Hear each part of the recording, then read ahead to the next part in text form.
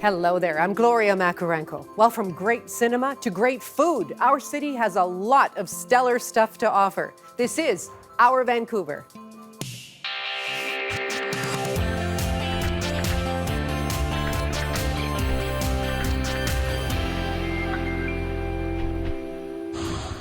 Coming up, considering possible solutions to our sewage water problem. And tasting some samples from Canada's best restaurant, published on Main, right here in Vancouver. But first, shining new light on Greek cinema.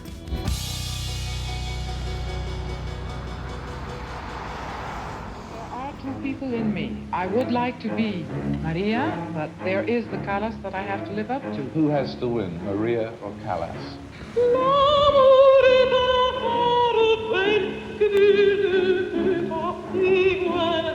What brings you out to the line? Maria Killas, she's the greatest. Only for her would I do this. To miss her would be really a crime. This woman is undoubtedly the greatest singer of this century. Well, there's a clip from the trailer for Maria by Killas. That's just one of 10 films screening at the first Vancouver Greek Film Festival. And our next guest is a co-founder and also the head programmer. With us today is Harry Killas. He's also the director of the film Greek to Me. That's the festival's closing film. Harry, hi there. Welcome. Thank you very much. So what was your thought in terms of putting the impetus, I guess, for putting this film fest together? Well, Greek Heritage Month happens generally in the month of June, climaxing with Greek Day, which many people in town know about, when West Broadway, the former Greek town, is blocked off and people can have souvlaki and beer on the street and take their shirts off. But we thought that Greek Heritage Month could be a little bit more than that. And so Film Festival was one way to contribute to that, and maybe that will be the first of many events in the future, we'll see. So what was your whole approach to programming then? Well, I'm a cinephile, I'm a filmmaker, and I do some programming at the Cinematheque on the history of film in British Columbia. And I thought in order to get to as many different audiences as possible, that we should establish a bunch of different themes, rather than just showing the latest of Greek film and contemporary melodrama. So I wanted to show films from the rich historical legacy of Greek cinema, which is quite important and people don't remember necessarily. Then I wanted to show films from Greeks, ethnic Greeks like myself in diaspora. So that could be Australia, South Africa, Europe, England, etc. Then obviously contemporary Greek cinema. As Greek society continues to evolve and change, many of us, in diaspora remember a Greece or think about a Greece that actually isn't contemporary. And then the last theme area would be Greek auteurs, that is, Greek filmmaking authors and artists, and that's where Maria Killas comes in. I see. Well, what about your film, Greek to Me? A little bit of a Prince Rupert connection. I grew up in Prince Rupert, and your family has connections from earlier in the century. Yeah, that's right. My father was born in Prince Rupert and grew up there, and the same with his siblings. And his parents immigrated to North America and then ended up in Prince Rupert. Okay, so what did you want to do with that film?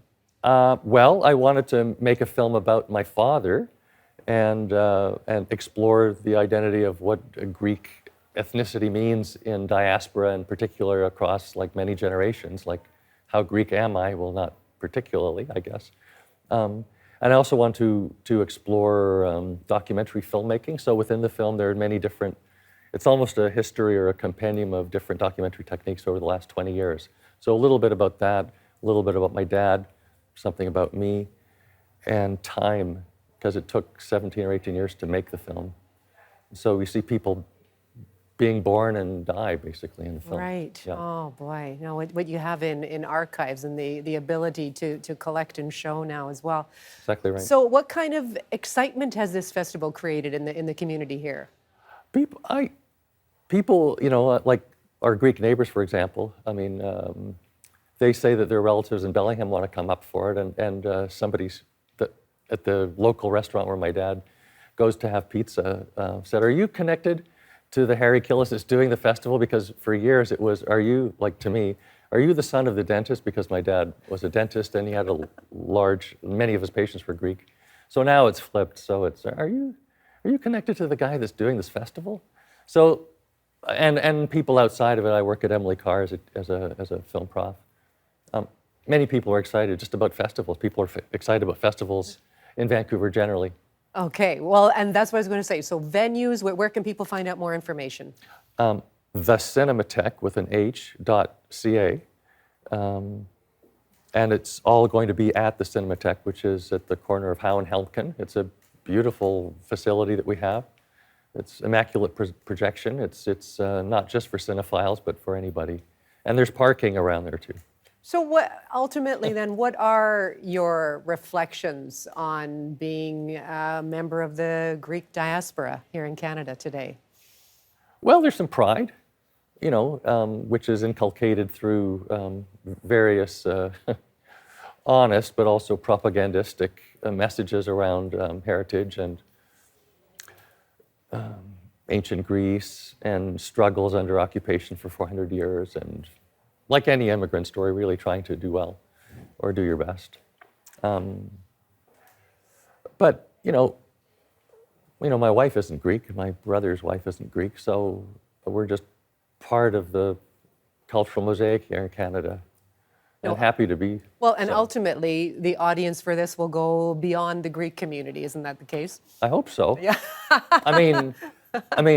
I'm hoping that there's something in the films that people can connect with on an emotional, intellectual level, even if they're not, and especially if they're not, happen to be Greek, for sure. Harry, thank you so much for coming in and giving us a little bit of a preview. That was a pleasure. Thank you, Gloria.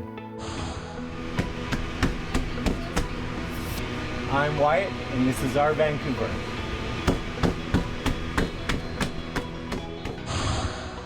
All right, it's time for one of our favorite features. This is where we get to showcase a number of the photographs sent in by you, our audience. Let's start with this one from Warren Lowe. He snapped this shot of a yellow-headed blackbird eating a sunflower seed. So cool, thank you. Lisa Brome captured this stunning reflection on Whistler's Lost Lake. Just wow, that looks like a postcard. Finally, this duck just sat right next to Todd McMinn at Stanley Park's Beaver Lake. Just brilliant. Love that red eye. And do keep them coming. You can email your favorite photographs to us, bcphotos@cbc.ca. That's all one word, bcphotos@cbc.ca. Now coming up, the world's biggest plant has been discovered off the coast of Australia. It's about 3 times the size of Manhattan. Johanna Wagstaffe will join us to explain.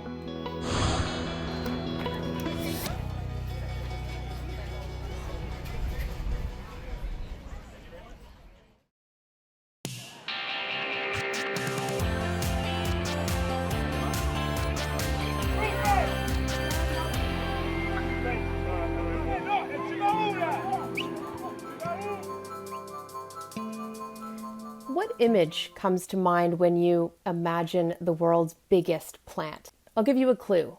It was found underwater off the coast of Australia. Well, if you pictured an aquatic meadow, you'd be right. Using genetic testing, scientists have determined that a large underwater meadow in Western Australia is in fact one plant, and it's roughly 3 times the size of Manhattan. It's believed to have spread from a single seed over 4,500 years ago. Researchers from the University of Western Australia weren't looking to make this discovery. They had set out to understand the genetic diversity of the species, also known as ribbonweed, which is commonly found along parts of Australia's coast. They had aimed to discover how many plants make up this meadow. To find out it was just one blew them away.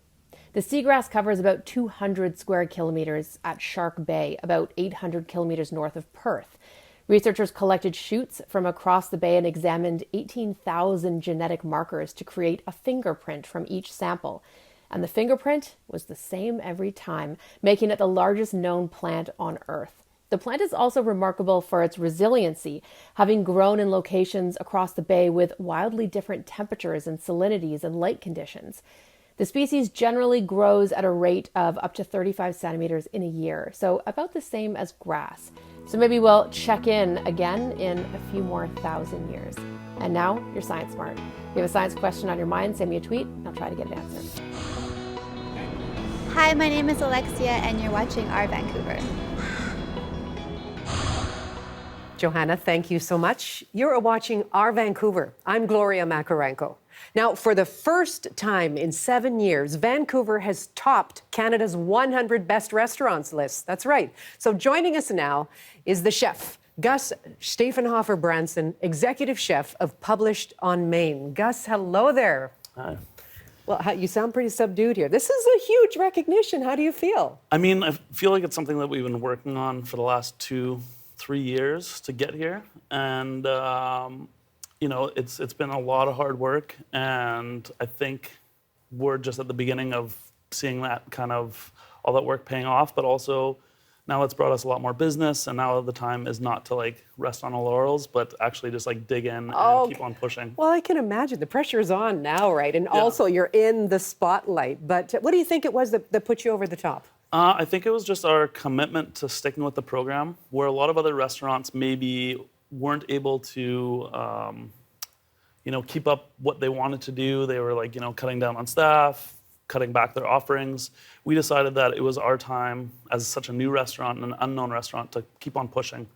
And that was like, you know, that was a decision we made early on in the pandemic. Like, all right, do we lay everyone off? Do we like, you know, do a different menu? And I was like, no, this is our time where we can come back with a tasting menu, where we can just push every week. And like, you know, we're doing like 4 menu changes a week, sometimes 6 menu changes a week, just to keep like, you know, keep pushing. That's a lot of work. It's a lot of work. Can we just get to some of the food here? And you brought in some samples from your tasting menu. So this is not the main course. That's why we've got little plates and little bites. Let's talk about the importance of packing a whole lot of flavor into a little bite. Yeah, so I mean, what we have here is just like what you would start your tasting menu with. So there's like the snacks. I call it the snacks. And basically you start your tasting menu with this barrage of tasty little bites, every single one of them packed with so much flavor. Where do you want me to start? What would be the first bite? Let's start with the chips and dip. So it's a puffed pickerel skin. There's an onion dip that has smoked fish in it and a little bit of fresh dill. That's not, it's just so, I mean, you got to be very, very precise when you're putting all of this together too. So let me just... for sure. So again, it's kind of like you chips can hear and the dip. crunch. Yeah, it's kind of like that chips and dip, like onion soup, classic sour cream onion soup kind of Come idea. on, you're elevating the sour cream and onion soup here. Yeah, so it's like familiar, Wow. but you look at it and you're like, I don't know what that is. You put it in and you get this kind of familiar, like, I know what that is. It's approachable, but it's different, and it's just like elevated a bit. So when you're looking out at the dining room, then you just see people kind of having that, oh, what am I tasting? What's all going on in here in this one little bite? Because that's what's happening with me right now. Yeah, and I think it's like, it can be kind of like that overwhelming, like, when you see all of this stuff lying on the table and you're like, oh my God, I don't know where to start. Right. Like, what is all this stuff? And I think that kind of like, that excitement that you get from putting that down, that's such a great way to start the meal. Well, you've whet my appetite for more. Where do we go next? Let's have a little chicken liver Christmas cookie. Look at this. Wait a second. Christmas cookie with chicken liver on it. So this is like a ginger snap Yeah, kind it's of kind of thing? like a speculatius, so like a German Christmas cookie. And then we have a chicken liver mousse, classic French preparation. And then a little hibiscus gel. That, I thought those were little seeds. What am I thinking? Pomegranate. Yeah. So it gives it kind of like some acidity, some freshness to all the rich stuff going on. I'm just going to do this through the whole thing. I'll just keep going. I mean, that's what we're going for. But I am getting a little bit of the ginger, a little bit of the sweetness as well, but complements the chicken liver really beautifully. Yeah, I mean, it's rich, but it's also, you got some texture, you got some like different stuff going on. It's rich, but it's small enough that you don't feel guilty. Yeah, exactly. That's kind of what happens. Now, okay, let's go on to the next one. So we have beets with sour cream and cranberry. That's this one? Yeah, so it's It looks like a little cheesecake. Yeah, it's kind of fun, kind of cheeky. Again, lots of things that are like kind of same, but different. Come in on that one. Come in on that one. But yeah, just something that, you know, it's sour cream and horseradish, and then little cranberry, and then bee pollen on top. Bee pollen on top. Okay, like where do you even come up with the inspiration for mixing these kinds of flavors? A lot of it comes from things that we would normally, you know, that could be a dish, but how do we distill that down into one bite that's fun and exciting? There's a whole lot going on in there as well. Yeah, and a lot of this texture. There's a little bit of sort of creaminess. There's a little bit of a crunch, softness, a little bit of a. I'm trying to describe. I don't know how to describe it. It's delicious. It's absolutely, and I am getting that beet flavor coming through loud and clear. Yeah, and it's one of those things where you're trying to, like, you know, this is your first impression. You really want to make sure that people are, like, wowed by it, excited by it, and like this is their first impression of the restaurant and what they're doing. So like that first impression is so important, and that just makes sets the tone for the whole rest of the meal. Well, you said, okay, keep going. And I So like we have one this bite. is our world famous smoked and candied steelhead with pickled pine. This one here? Yeah. That's what you just took. You have pickled pine in this jar. Yeah, so that's from last summer. So I'll go out and pick a bunch of pine, and then we'll pack it down in vinegar for. I mean, I don't know how much I usually get. How much pickled pine can a pickled pine picker pick? It's a staggering amount, really. Okay, pickled pine. This is taking us somewhere else as well. Let me just try a bite of that one. How are you feeling about just how much pressure is on the restaurant now that you're at the top of the list? You know, obviously we have all eyes on us. There's going to be all sorts of skeptical people like, oh, I ate at this restaurant, it's #1, and it's why isn't it the same as like what you guys are doing? I think it comes down to sticking with our kind of vision of what we're doing. We have such a strong team, both front of house, back of house. We have an amazing wine program led by Jayton. Amanda, our GM, is just like so good at pulling that front house team together. Connor, my chef de cuisine, like just drives the boat so that I can focus on being creative. That's so the like team. That's teamwork. it's the team that really makes us who we are. Okay. You know, I have the vision of, you know, what we're doing, and you know the creativity of like, you know, coming up with all this stuff, but it takes a huge team to execute that stuff. I just want to point this one out because it looks like a little Coca-Cola bottle, and there's a reason for that. Yeah, so it's foie gras mousse, and then Coca-Cola gelée on top. So again, where do you even get this? I don't know. Let's put Coca-Cola on the foie gras. Is this done anywhere else? Is this sort of an original? I've never seen it. I saw the molds, and I just was like, all right, that's what we're gonna do. Okay, really interesting texture. Now this has been out in warmer temperatures as well. You normally serve this like chilled, a little bit chilled. This will be still all those flavors are coming together. Yeah. That is really, really interesting. Mm-hmm. Yeah, and it's just cheeky, right? Again, something that we know. And here, let me just. Love that. Oh, you got. Thank you very much. Got my fingers on it. That. Yeah. That is fantastic and so original. So that's something like this becomes kind of a signature. You got to try this when you go to publish. That's kind of how it works, or. Yeah, and I think it's one of those things where we constantly are. We have this repertoire of snacks now. And like we know we have ones that are proven, that work, that do really well. And then we're constantly pushing to add new ones to the list. Right, okay, what else have you got? Yeah, so we have a little radish pie. What did you just do? That's elderflower vinegar. Okay, just give it a little spritz. Yeah. Radish pie. So it's a little brisée tart. There's cashew cilantro cream on the bottom, and then fresh radishes, and then a little bit of rapini flowers. Isn't that, it almost looks like a little taco or something like that, the way you've kind of piled it up in there. Okay.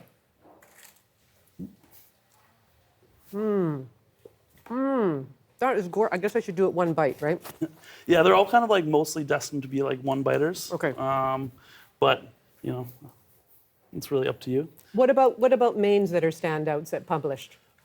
So we've come up with nearly 500 different offerings that published since we opened. I don't know how. It's crazy to me that we've like, you know, between all the features and all the menu items that we've changed all the time. So there's the Abelskiver, which is a Danish savory donut with stuffed with stewed herbs. There's the chips and dip, and there's the hay dessert. Those are the only 3 dishes that have been on since day one. Fantastic. And those are the ones you can't take off the menu either, because people will come back for those. Yeah, and I'm finding increasingly we're finding dishes that we have a harder time removing, like the prawn dish that's on the cover of the 100 Best magazine. It's been on for a year now, and I'm struggling to find something that's better. Like it's reached its final form. Right. It's perfect. You have perfect. Don't mess with perfection, Gus. Don't mess with perfection. Listen, I want to thank you so much for coming in here today and giving me just a taste of Published on Main, and congratulations again on your success. Yeah, thanks so much. I am precious. Could I be your girl? Could I be your girl? If you want to go and see some live music, multi-Juno winner Jan Arden is going to play the Orpheum Tuesday, June 14th. Don't leave me hanging on. You misunderstood me all along. I risk no gain, and I'm a fool to Then, Montreal singer-songwriter Charlotte Cardin is coming to the Capitol Ballroom Wednesday, June 15th. Hey, I'm Grant Lawrence here with a big update for you on CBC Music's Toyota Searchlight 2022. That's our annual hunt for Canada's best undiscovered musical talent. And after a couple of weeks of voting and judging, we have announced our top 100. Now, the top 3 artists with the most votes automatically made it in. The rest were chosen by our judges, and here's a few of those standouts. First of all, gotta thank myself. On God, Keenan, nah, man, we got no help. They ain't by the dream, so I by myself. Now it's me and the wins, I ain't by myself. Good vibes, neighborhood ties. One time for the shoulda would guys, throwing crook eyes. Typical hood lies, yeah, I can guess. Go ahead, let's hear the flex. I done heard it all, cashing big checks. Oh, you used to ball, started for the Nets. Then you had a sprain and nothing's been the same. You can go back any day, okay, let me spit some game. Already 19, no use in hiding. You tell me you love me, raising my heartbeat. But your mind's not made up. What are you afraid of? It's hard to be waiting. Is this how it has to be? I want you.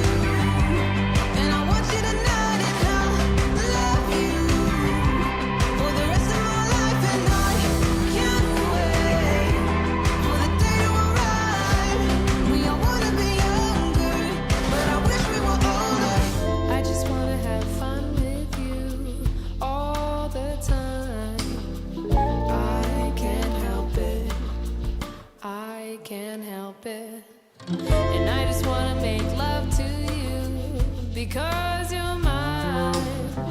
I can't help it. I can't help it.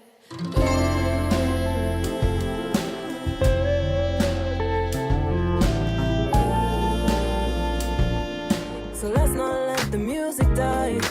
What a time to be alive. So let's just turn on tonight. We're gonna have a fun night. We're gonna have a good time. We're gonna have a fun night. We're gonna have a good time. 'Cause vibes alright and we're alright, yeah. Come and chill with me and see just what I mean. There you go. There's just a few of the highlights of original songs by Canadian artists that have made it into the top 100 of CBC Music's Toyota Searchlight 2022. Some great stuff in there. Congratulations to every artist who made it. Now it's up to our judges to decide who makes the highly coveted top 10, which will be announced on Tuesday, June 21st. Our winners, 4 runners-up, and 1 grand prize champ will be revealed on June 28th. Prizes include a placement into the Alan Slate Juno Masterclass in Toronto, a recording residency at the National Music Centre in Calgary, a trip to the 2023 Junos in Edmonton, and a Play MPE distribution deal, just to name a few of the winnings. I'm Grant Lawrence from CBC Music. I'll update you again soon. And coming up, it's a dirty problem, but Yute Lee has some ideas on how to keep E. coli out of Vancouver's water.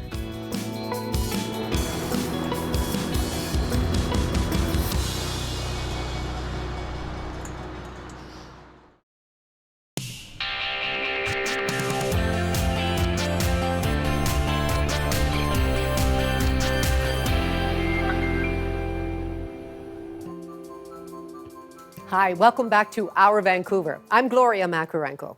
Now, Yute Lee joins us to explore the issues in our neighborhoods that affect our daily lives. And this week, he gets to the bottom of the billions of liters of raw sewage that Canadian cities dump into the ocean. And he explores how we got into this mess and how we might get out of it.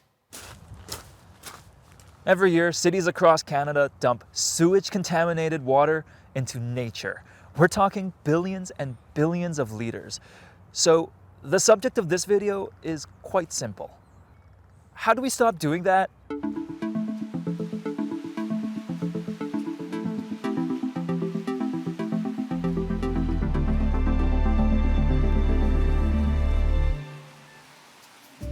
English Bay Beach is one of the busiest beaches in Vancouver. On a sunny day, it's teeming with people. But last summer, it was closed for swimming because the water here was also teeming with something else. E. coli. From sewage. And this is a pretty common occurrence. Almost every year, beaches, lakes, and other water bodies are closed to swimming across Canada because there is fecal matter mixed into the water, our poop. So let's start with this question. How did that poop get there? Well, it's because of something called the combined sewer and stormwater system. Let me explain how it works. When you flush your stuff, it flows into a network of sewage pipes that lead to a sewage treatment plant, where it's cleaned and treated before the remaining water is dumped into the ocean. Pretty straightforward, right? But in a combined sewer and stormwater system, sewage isn't the only thing that goes into those pipes. There's also stormwater. When it rains, all that water has to go somewhere, and when it hits a hard surface like asphalt, glass, or concrete, all those droplets pool together, creating a stream of water called stormwater. In a combined system, that stormwater also flows into our sewage pipes. Just like our sewage, it flows to the sewage treatment plant to be cleaned and treated. And this is where we find the root of this problem. The amount of sewage flowing in a city at any given time is pretty consistent, but the amount of rainwater a city receives fluctuates wildly. So when there's a bad rainstorm, there ends up being way too much water flowing through our pipes for the sewage treatment plant to handle. And the result? All the excess stormwater and sewage combo overflows into a nearby water body, whether it's a stream, lake, or beach. This combined system has historically been the system of choice in older cities across North America, which means this problem is pretty much everywhere. In 2017, over 167 billion, yes, billion liters of combined sewage and stormwater leaked into water bodies across Canada, in every province except for PEI, Newfoundland, and Saskatchewan. So, how do we stop doing that? How do we get our sewage and stormwater management to act together? Well, there are many solutions, but they roughly fall into two categories: gray infrastructure and green infrastructure. So under gray infrastructure, we have more heavy-duty approaches to dealing with stormwater. One solution that falls under this category is to store this water temporarily. That's the case in Tokyo, where the city has constructed enormous underground caves that hold excess stormwater during typhoons. But even with these large caves, there are still larger storms that occasionally overwhelm the city's sewage system. Another popular solution is to completely separate stormwater and sewage into two different pipe networks. That way, sewage can be taken to sewage treatment plants, while stormwater can just flow out into the ocean. Sounds simple enough, right? But that's until you actually do it. You have to remember that these pipes are underground, most of them beneath our roads. So to separate them, you first need to tear up the road to get to those pipes and replace them. Rinse and repeat that for every street that has a combined pipe, and that quickly adds up to a massive project. It's hard to convey just how massive it is, but I'd like to try by showing you this map of sewage pipes in Vancouver. The government here has been working to separate out its sewage pipes since the 70s. In green are the pipes they have separated from stormwater, and in red are the pipes they have left. Every red line here represents a pipe that has to be separated by tearing up the street and replacing the pipes. Finishing this job won't take years, it will take decades. There's another thing I need to mention here. Separating pipes is not a perfect solution. Stormwater isn't sewage, but it's definitely not clean water either. As it flows off buildings and through the streets, it picks up pollutants and other random garbage. So it's probably not a great idea to discharge that water directly into natural water bodies without some sort of treatment first. Then we have green infrastructure. These are projects that prevent stormwater from going into a pipe in the first place by having it follow a more natural process. Out in the wild, there are no pipes. Instead, rain is absorbed into the ground or pooled into streams and rivers that flow out into lakes and oceans. Green infrastructure solutions try to mimic that process in an urban area. This could include bioswales, green roofs, or other permeable spaces that collect and absorb rainwater. It can even be as simple as planting more trees. It turns out trees are actually really good at soaking up water with their leaves and roots. But green infrastructure projects can also be quite ambitious. One of my favorite solutions involves replacing stormwater pipes with their more natural counterparts, rivers and streams. In Seoul, Korea, an old river that was once covered up and diverted into pipes was recently restored back into a river, the Cheonggyecheon River. It now holds more stormwater than the pipes it replaced, while providing a habitat for animals and a park for human beings. But even this approach isn't perfect. Green infrastructure doesn't make sense everywhere, and the science behind it is admittedly less predictable than simply directing water into a pipe. Many experts now say that the best strategy to manage stormwater is a combination of both gray and green infrastructure. What I've really come to understand is that there's no easy fix to all this. It will take many different solutions working together to manage our sewage and stormwater. But most of all, I think it will take persistence. Because at the end of the day, an issue like this ultimately requires time, money, and a commitment to solving the problem. I really do have hope that if we keep our eye on the prize, maybe, just maybe, we will one day finally stop dumping literal sewage into the water.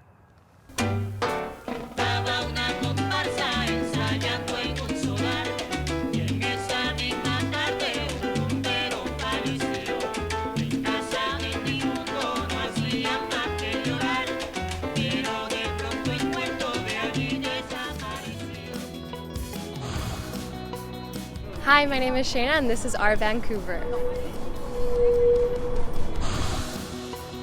Coming up, a mother-daughter duo who's soaking up success with a sustainable sponge business.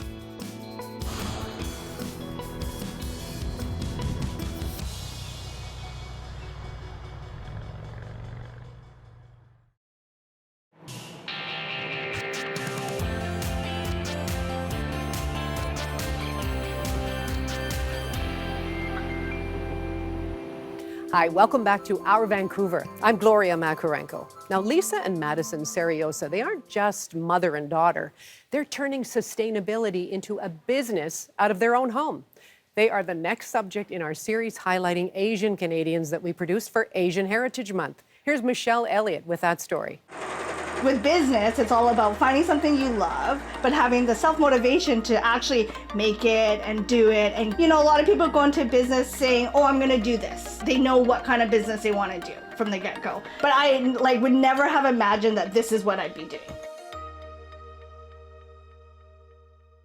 So these are sponges that you can actually use to wash dishes. So how they come together is, so we purchased some coffee roaster sacks. So we're upcycling the burlap. We cut them into pieces and then Madison serges it, which just creates a finish edge. So we don't like waste. What we do is we take that fabric and use the pieces to create these on sponges. Working out of this small room in their Vancouver home, Lisa Seriosa and her daughter Madison have turned sustainability into a business. Tell me about Periwinkle Designs. What is it? We're a local handmade company right here in Vancouver. Started with Madison and I, mompreneur and kidpreneur duo, about 4 years ago.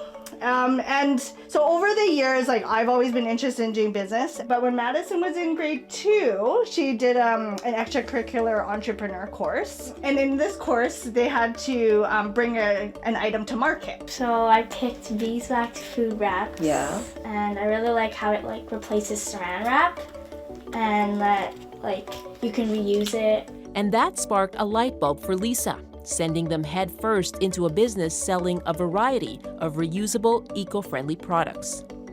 And why is that important to you, that it's reusable and that it's eco-friendly? I think it's important because it reduces our garbage and plastic in our oceans and landfills. And what's it like for you to watch your mom grow this business?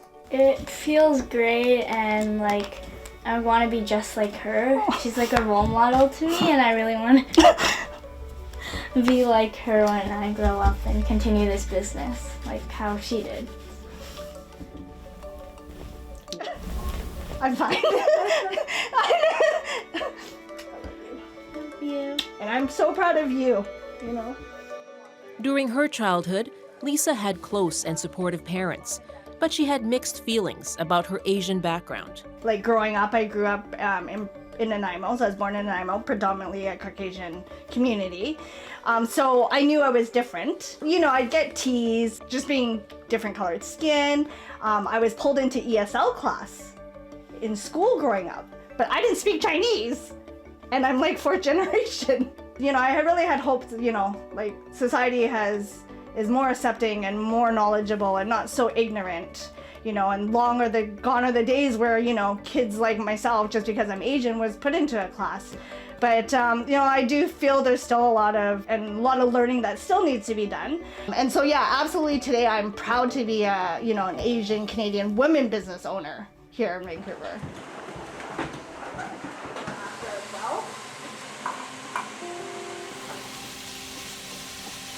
My dad, when he built his kitchen, he wanted the wok ring and the like elements, and then this is a grill. Oh, wow. And then this here is a deep fryer, a built-in deep fryer. Oh my goodness. Yeah, so it is a mini kitchen within his house. Lisa comes from a long line of business owners. Her parents owned not one, but 2 restaurants in Nanaimo. And they kept on running other restaurants after moving to Vancouver, including Gourmet Wok, the first Chinese fast food stall on Granville Island. They were in the trenches. They worked day in, day out, every day.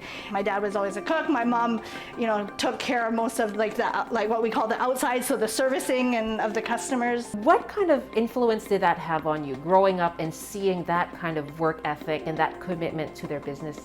Yeah, so I really feel that instilled those values in me. Just growing up in the restaurant business with my parents side by side for many, many years. So my career started at the age of 9. I have this Gourmet Wok. So this was the restaurant when we moved to the Lower Mainland, which is the first restaurant my parents owned in the public market. But then it's morphed as I've morphed over the years in business, and it's become the beeswax apron. It's really meaningful, just the fact that, you know, over the years, you know, what was started in a restaurant business with my parents has now grown and morphed and transformed into this eco-friendly business that I do with Madison. What is it that you would like to instill in your kids? You know, work hard, live with integrity. You know, if you've got the motivation and the drive and that grit in you, you know, you can really achieve anything that you put your mind to, but it takes work. When I'm no longer here, you know, I'd like to have faith and confidence that I've raised 2 amazing citizens, first off, and that, you know, that they will be successful in their own right. I'm Noel. And I'm Romeo. And this is our Vancouver. Now, many CBC listeners may recognize Elamin Abdelmahmoud from the pop culture podcast Pop Chat. He recently wrote the book Son of Elsewhere, which traces his journey from Sudan to Kingston. Well, Margaret Gallagher spoke with him on our afternoon radio show On the Coast. There's a scene where you're at a nu metal concert for the first time and your mother is there giving you cookies. Yeah, listen, she did not really understand what metal music was about. She was like, why are people doing this mosh pit thing? Which, fair enough, it looks chaotic, it looks very intense. No one wants to see their kid go through that. But she did come armed with cookies. You know, this was my very first concert I ever attended. It was a Disturbed concert in 2003. And she really tried her best to understand, but she was also like, fearful for me, I think. She was also fearful that this was the space I was going into, which is why she insisted on coming. So you have to like imagine, you know, like a 5'7", you know, Muslim woman, hijabi, standing in the corner, just being like, what is happening? Why are people doing what they're doing? And then I emerge and she's like, wait, before you go, I have this cookie for you. And then I, you know, kind of disappear back into the mosh pit. How differently do you feel about that scene now as an adult than as you did as a teenager at a metal concert with your mom? I think at the time I was horrified at the notion of having to even like be seen with my mom at a metal concert while I'm a teenager. But now I really view it as an act of compassion, you know, as an act of my mom doing what she thought was the best way she could to protect me, and the best way that she could to sort of attempt to meet me where I am. Okay, you're into this. I'm not into this, but I will try to meet you there and come with you and keep you safe the only way I know how, which is to literally keep an eye on you. I think it's funny how these reversals happen as we kind of grow older and be like, oh, that's what was happening at the time. I sort of had this very rigid interpretation of it, but it turned out to be not quite true.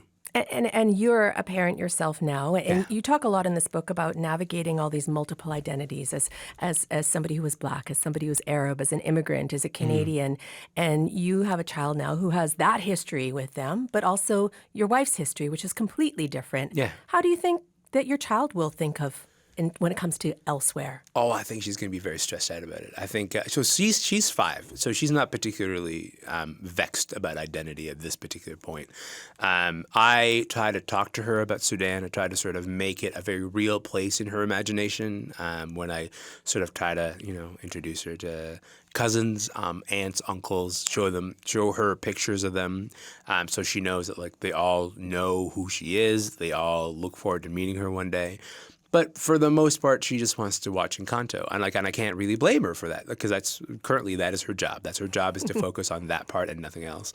And so I think as she gets older, my hope is that these questions become more prominent in her mind. Hopefully gradually. I'm sure that'll happen kind of all at once. But hopefully gradually I can sort of introduce more and more of her history, my history, and so therefore her history, into her life, and have that be sort of a meaningful relationship that she develops. I have no idea how it's going to go. I have heard accounts and have seen accounts of people who say, that's not my history, and it's kind of running away from it. I think my job is to be a neutral, supportive kind of figure. And there's nothing more neutral than just handing her a book and be like, well, this was my story, take it or leave it.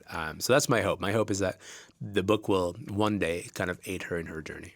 Do you ever worry about losing those threads? I mean, you talk about your first return to Sudan and that sudden sense of belonging, but also loss of not having been there, this tangible feeling that I know I felt the first time I went to Indonesia, where my mom is from. Mm-hmm. Do you ever worry about losing those threads? All the time.